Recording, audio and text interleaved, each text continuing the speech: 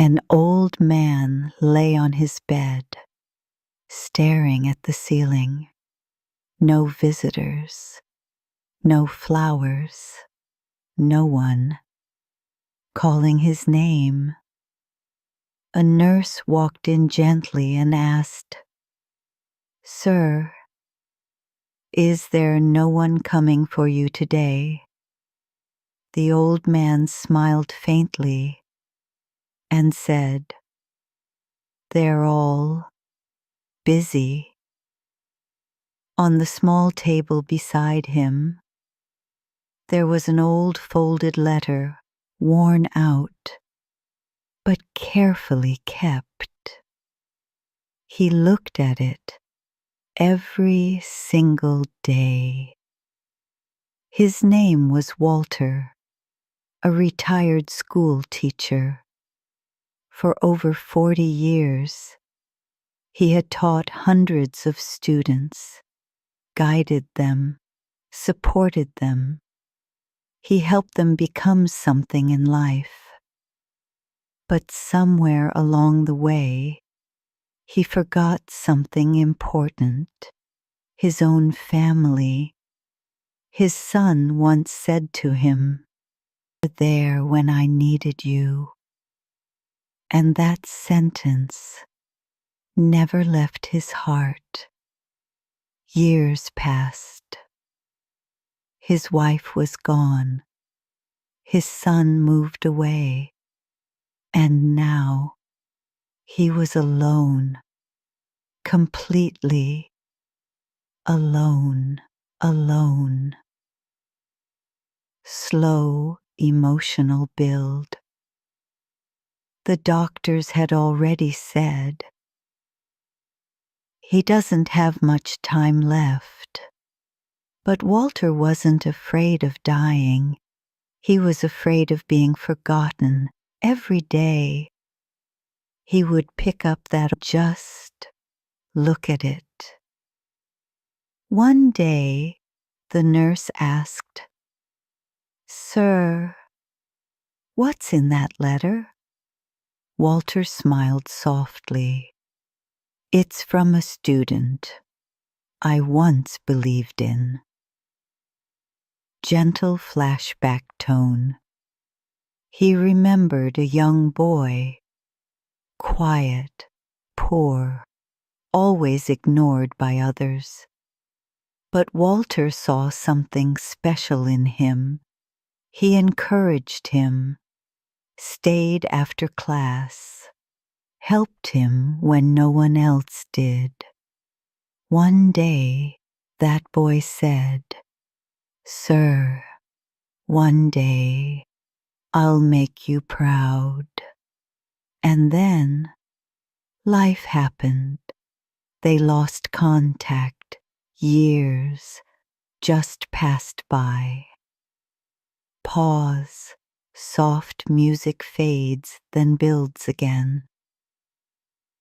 Until one day, a black car stopped outside the hospital.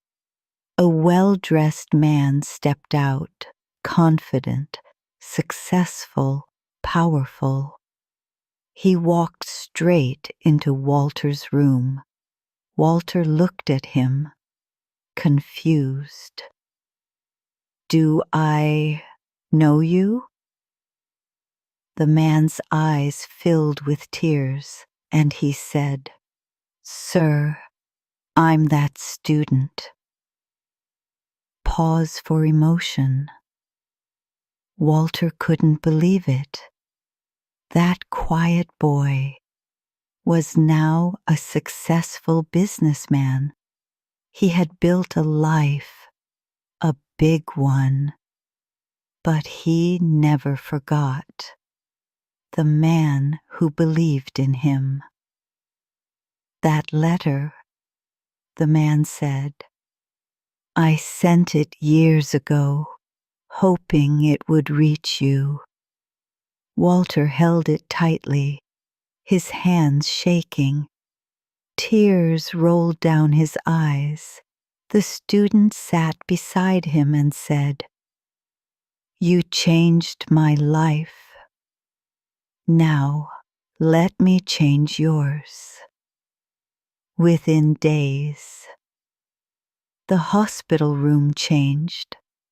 Better care, better treatment, and most importantly, no more silence.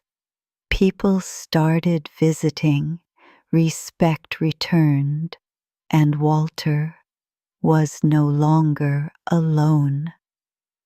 Slow, emotional ending. Sometimes the good you do in life comes back to you, not immediately, not loudly, but at the moment you need it the most. So never stop being kind, because even the smallest act can change someone's entire life. And one day it might just change yours too. Walter Hayes sat on the same bench every morning at exactly 7:15. The same place, the same posture, the same silence. People passed by him every day, some rushing to work, some laughing on their phones, others lost in their own world.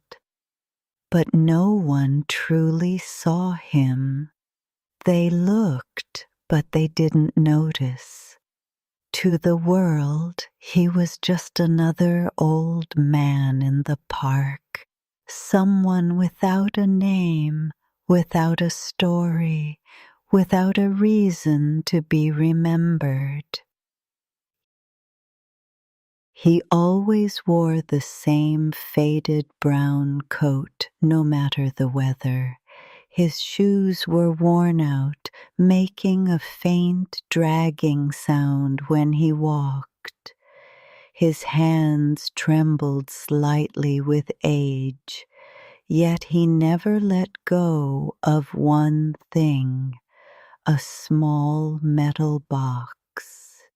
He held it carefully, protectively, as if it carried something priceless, maybe memories, or maybe a part of his life he wasn't ready to let go of. Sometimes children ran past him, laughing loudly. A few would glance at him curiously and whisper, wondering who he was. But Walter never reacted. He simply sat there, staring at the road ahead, as if waiting for someone. His eyes searched the same direction every single day, like he was hoping to see a familiar face, one that never appeared, or perhaps one that never returned. Across the street stood a small cafe where a young waitress named Emily worked. She noticed him every day through the window. At first, she didn't think much of it, just another lonely old man. But slowly, something about him began to feel different. He wasn't begging. He wasn't sleeping. He wasn't talking to anyone. He was just waiting. And there was something deeply painful about the way he waited, as if his entire life depended on it. One afternoon, heavy rain began to pour. People rushed for shelter. Umbrellas opened, cars sped past, splashing water everywhere. But Walter didn't move. He remained seated on the bench, completely soaked, holding his metal box tightly against his chest. Emily watched him from inside the cafe, her concern growing. She couldn't understand how someone could sit through a storm like that without even trying to protect themselves. Her co-worker dismissed it, calling him crazy, but Emily felt something else. Something that made her uneasy and emotional at the same time. The next day she made a decision she couldn't ignore. She stepped out of the cafe, crossed the street, and slowly approached him. Her heart beat faster as she stood in front of him. "Sir, are you okay?" she asked gently. Walter lifted his eyes slowly. They were not just old, they were filled with something deeper, something heavy, something broken. "I'm fine," he replied softly. His voice was calm but distant, as if he had been away from the world for a very long time. Emily hesitated for a moment, then asked, "You come here every day. Are you waiting for someone?" Walter didn't answer immediately. He looked back at the road again, his expression unchanged. Then, after a long pause, he nodded. That small movement carried years of silence within it. "Who are you waiting for?" Emily asked carefully. Walter slowly opened his metal box. Inside were dozens of old letters, carefully folded, worn out by time. On top of them lay a small photograph. Emily leaned slightly closer. It was a picture of a little girl, smiling brightly. Walter's fingers trembled as he gently touched the photo. "My daughter," he said quietly. Emily felt her chest tighten. "Where is she now?" she asked softly. Walter looked back at the road. "I don't know." Silence filled the air, but this time it wasn't empty. It was heavy, filled with years of pain and unanswered questions. "She used to come here with me," Walter continued after a moment. "Every Sunday. This bench was our place." His voice cracked slightly as he spoke. Emily didn't interrupt. She simply listened. And for the first time in years, Walter began telling his story.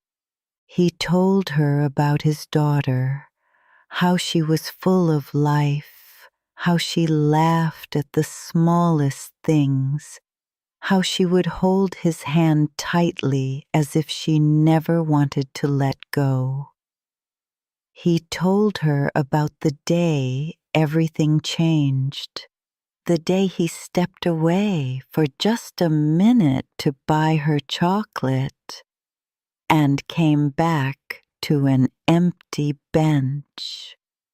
He searched everywhere, called her name until his voice broke. The police searched for months, but she was never found.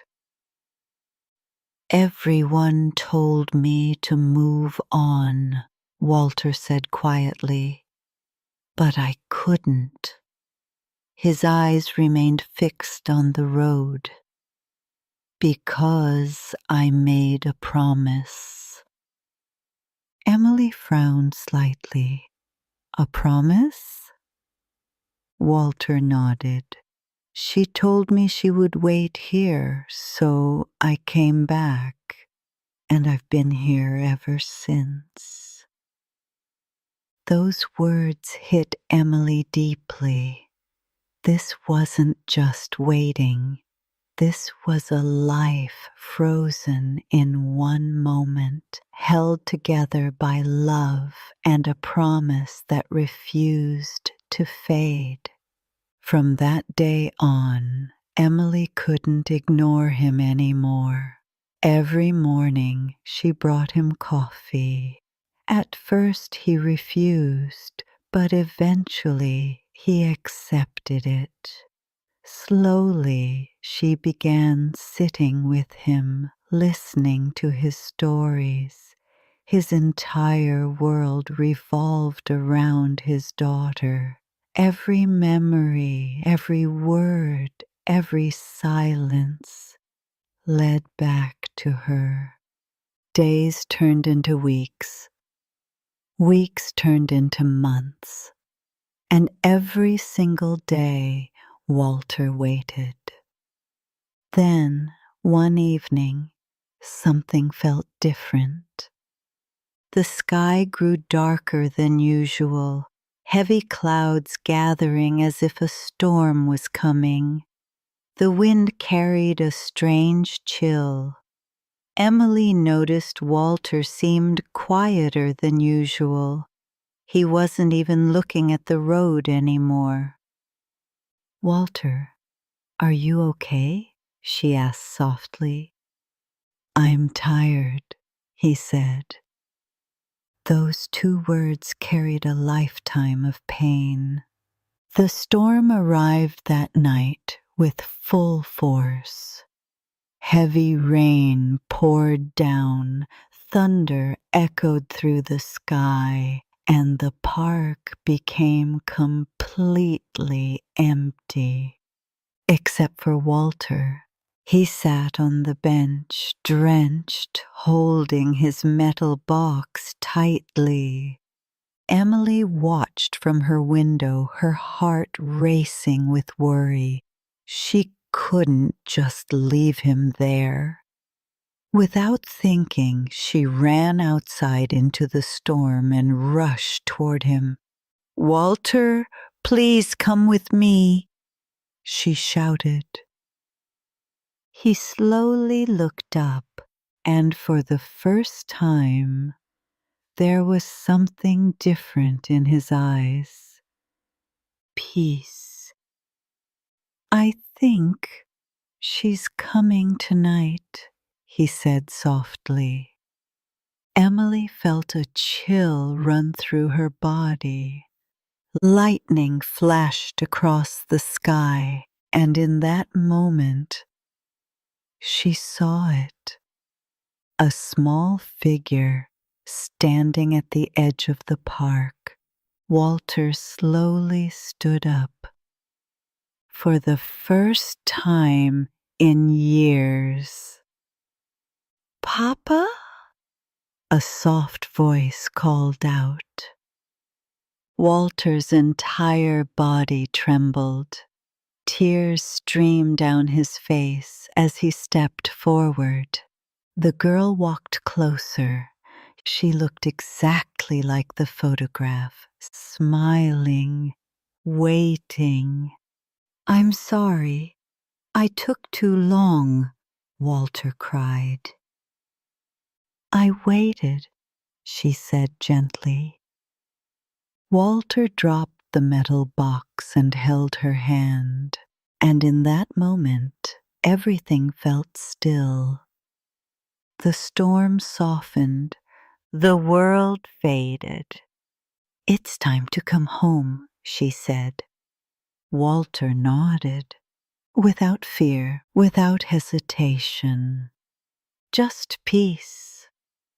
Emily tried to call out to him, but he didn't turn back because he didn't need to anymore.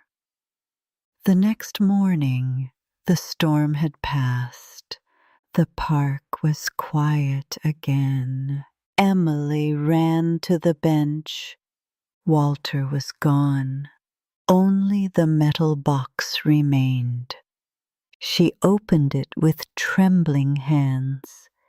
Inside were the letters, the photograph, and one final note. She read it slowly. If you're reading this, it means I found her. I kept my promise, and she kept hers too. Emily stood there, tears falling from her eyes. But for the first time, they weren't just tears of sadness. They were peace, because sometimes love doesn't disappear. It just waits. The end. Every night at exactly 9 p.m., Mr. James Carter sat at his small wooden desk, adjusted his glasses, and began writing a letter. It didn't matter if he was tired, sick, or lost in thought. He never missed a day. The routine had become a part of him, like breathing. The room around him was always silent, the kind of silence that didn't just exist in the air, but settled deep into the walls, the furniture, and his heart. The ticking of the old clock on the wall echoed louder than it should, reminding him that time was passing, even if his life felt like it had stopped years ago. He would open the same drawer, take out a clean sheet of paper, pick up his pen, and after a long pause, write the same 2 words at the top. Dear Lily. Every single time, his hand would slow down after writing her name. His eyes would linger on it, as if hoping that somehow writing her name could bring her back into the room. Lily was his daughter, his only child, the one person who had once filled his life with noise, color, and warmth, and the same person whose absence had turned everything into silence. There was a time when this house felt alive. The walls carried laughter, the floors echoed with running footsteps, and every corner had a memory attached to it. Lily was not just a child. She was energy itself. She spoke fast, laughed loudly, and loved deeply. She asked endless questions about the world, about life, about him. And in her small world, her father was everything. But James had always been a man of structure, a man who believed life was about discipline, not emotions. He worked long hours, followed strict routines, and believed that providing a stable life was the greatest form of love he could give. In his mind, he was doing everything right. What he didn't realize was what he wasn't giving. Lily loved to draw. She would spend hours sitting on the floor with her crayons and sketchbooks, creating little worlds filled with colors and imagination. Almost every evening, she would run toward him, holding a new drawing in her tiny hands, her face glowing with excitement. "Papa, look! I made this for you." James would glance at it briefly, nod slightly, and say, "That's nice. Just 2 words. That's nice." He never noticed how her smile faded just a little each time. He never noticed how she waited, hoping for something more. A hug, a smile, a simple, "I'm proud of you." But those words never came.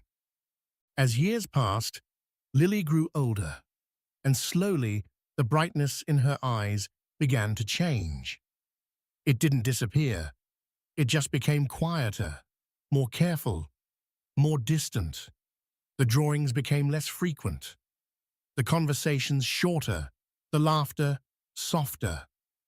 At the dinner table, silence started replacing stories.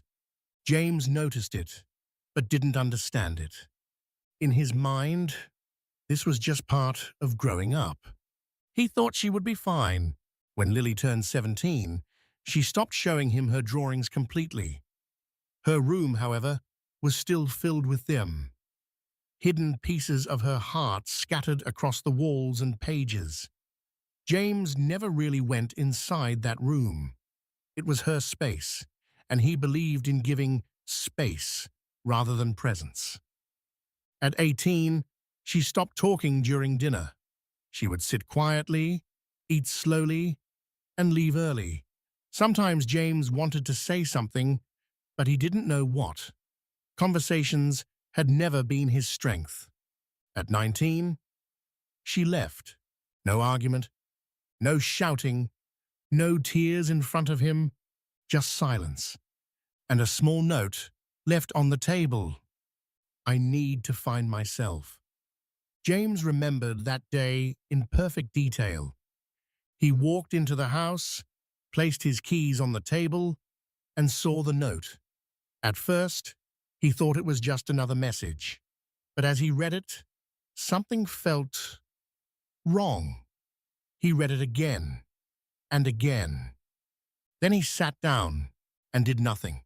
No calls, no searching, no panic, because somewhere deep inside, he believed she would come back, and going to sleep without thinking too much. But loneliness is not something you can outrun. It waits, quietly, and then one day, it catches you. That day came on a quiet evening. James walked past Lily's room and stopped. For the first time in months, he opened the door. The room was exactly the same. Nothing had moved. The air felt still, almost untouched. He stepped inside slowly. His eyes moved across the walls, covered in drawings, bright colors, soft sketches, little messages hidden in corners, pieces of Lily everywhere. He picked up one of the drawings from the table. It was a picture of him, holding her hand, smiling. A moment that never actually existed. And in that moment, James broke. For the first time in his life, he felt something he had never allowed himself to feel fully. Regret. Deep, heavy, unavoidable regret. Tears filled his eyes, then fell freely. He didn't stop them. He didn't hide them. He just stood there, holding that piece of paper, realizing how much he had missed, while thinking he was doing everything right. That night he didn't sleep. And the next evening, at exactly 9 p.m., he sat down at his desk and wrote his first letter. "Dear Lily, I don't know where you are, but today I understood something. I wasn't the father you needed." He didn't send it. He didn't even know where to send it, but he kept writing. Days turned into weeks, weeks into months, months into years. Every single night at 9 p.m. he wrote, sometimes long letters, sometimes short ones, but every letter carried a piece of his heart, something he had never expressed before. He wrote about memories. He wrote about regrets. He wrote about things he wished he had said. "Dear Lily, today I saw a father hugging his daughter in the park. I stood there for a while, wondering what that must feel like. I'm sorry I never gave you that." The letters filled an entire box, then another, then another, each one carefully folded, preserved like something sacred. People around him noticed. The old man who writes letters every night. Some felt pity, some ignored him. But no one knew the truth, except Sophie. Sophie was a young girl who lived next door. Servant. She noticed the light in James's room every night at the exact same time. One day, she gathered the courage to knock on his door. When James opened it, he looked surprised. "Yes?" he asked. "What do you write every night?" she asked innocently.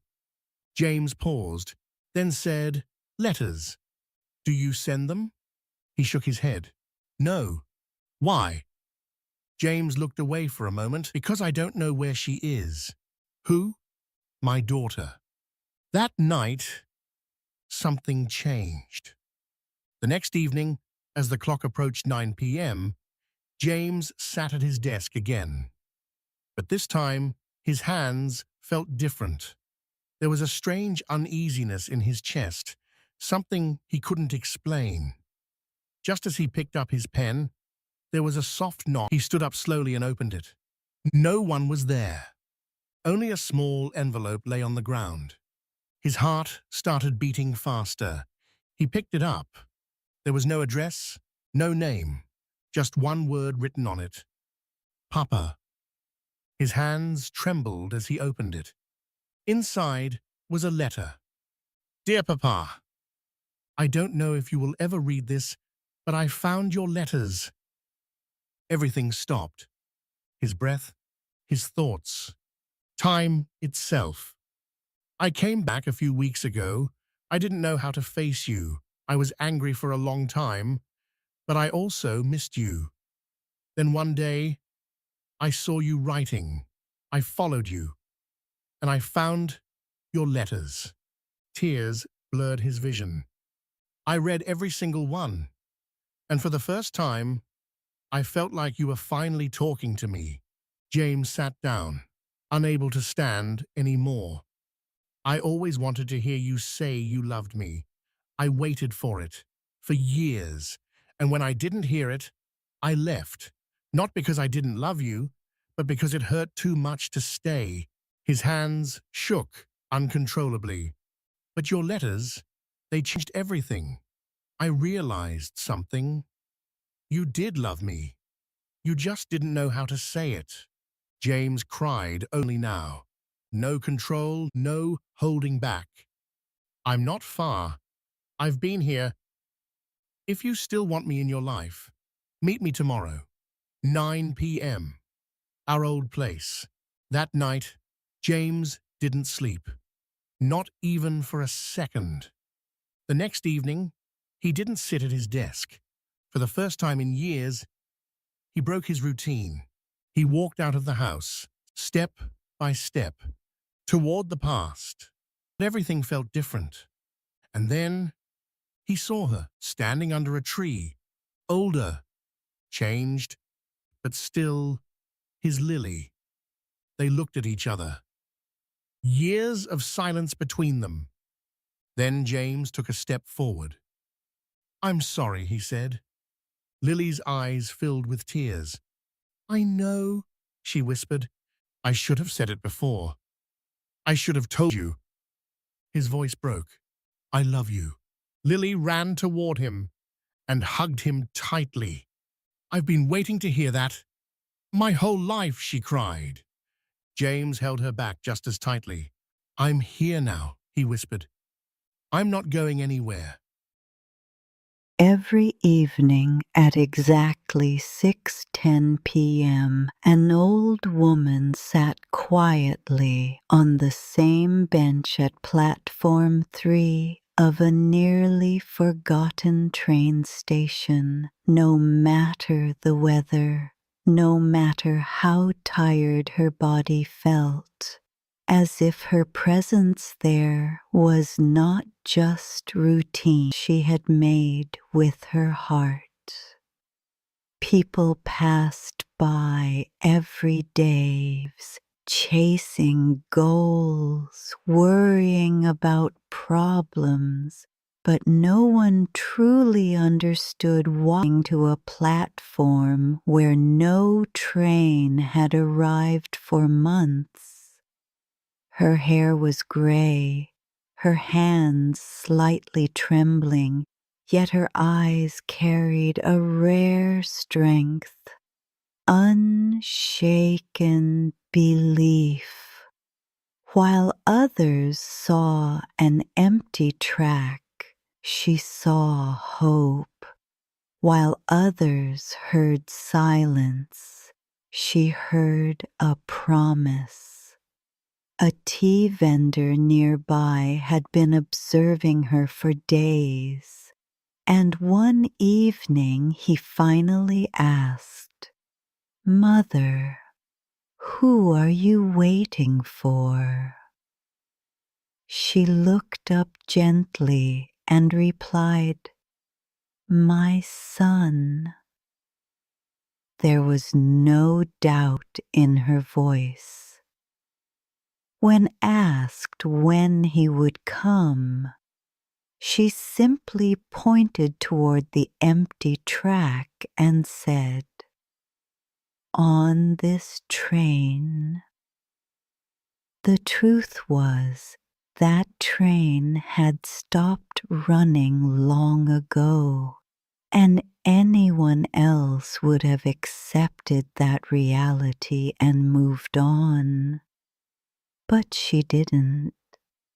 Because sometimes faith is not about what the world shows you. It's about what your heart refuses to let go of. Day after day, she returned at the same time, never complaining, never doubting. When the vendor later learned that her son had left years ago and never returned, he tried to gently tell her, but she only smiled and said, "He will come. A mother knows." One stormy evening, when the rain poured heavily and the station was almost empty, she still came. Soaked and shivering, she sat patiently, saying softly, "What if today is the day he comes?" And then something incredible happened. A distant train horn echoed through the storm, and a train slowly stopping in front of her. Calmly, without hesitation, she stood up